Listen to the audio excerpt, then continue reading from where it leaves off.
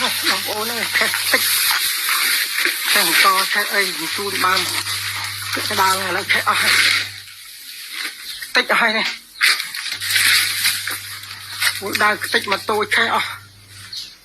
แค่ไม่แค่ติ๊กตั้งอะไรนี่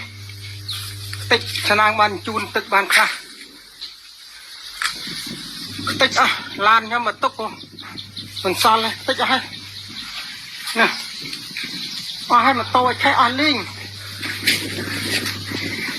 มาโตแค่มากันตัดแค่ให้แค่ลิงเนี่ยกูจำน้ำพุ่งนกอะไรเนี่ยแค่ให้บางคนติดลิงเนี่ย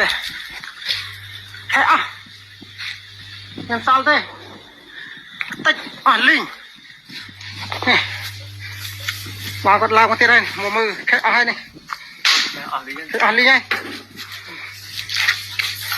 เนี่ยมาโตนี่ให้มาโตนี่ตุกได้มาโฮมตุกดังกอดังให้ลิงมั้งโดยไม้พี่แค่ติดให้ไอ้น่าตุกดังกอดังให้โฮมลิงไปคิดเป็นรู้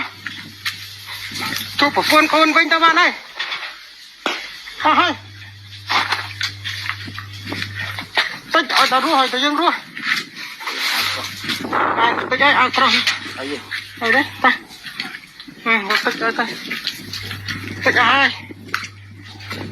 ติดเงินสาวไอ้ติดตระวันกันป่ะฮะฟังติดอ้แต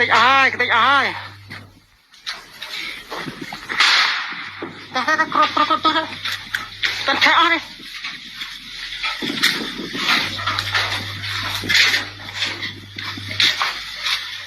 ติดติดไม่ติดเงินซาลเลย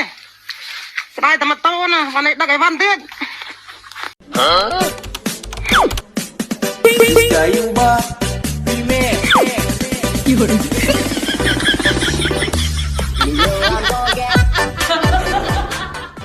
Gayuba Pime Yun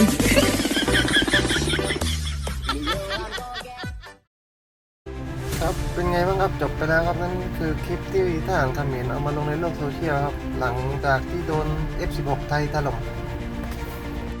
เดี๋ยวเราพาไปดูคลิปของทหารฝั่งไทยครับที่ว่ายึดคืนพื้นที่จากเขมรได้แล้วครับไปชมกันเลยครับตั้งอยู่นานมากแล้วมีรถยนต์เล็กซัส1 คันเราก็เผาไปแล้วครับมีบ้านพักด้วยตั้งฐานอยู่ที่นี่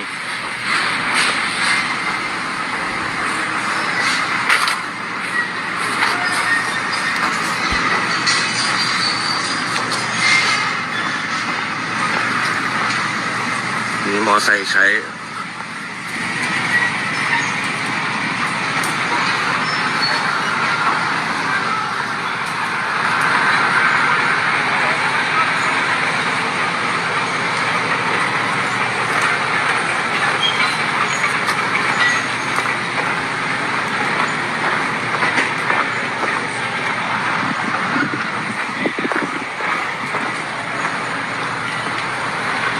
ฐานใหญ่